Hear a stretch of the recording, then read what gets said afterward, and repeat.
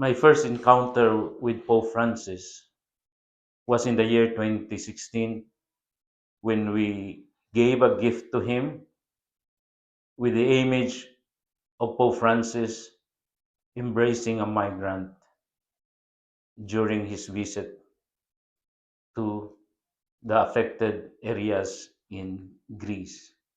And this message was a social message about migrants issues.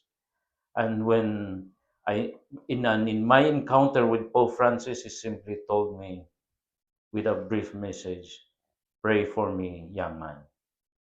And in the last encounter that I had with him was in December last year when the chaplains of the Filipino Migrant Church in Spain had an official visit to the Pope.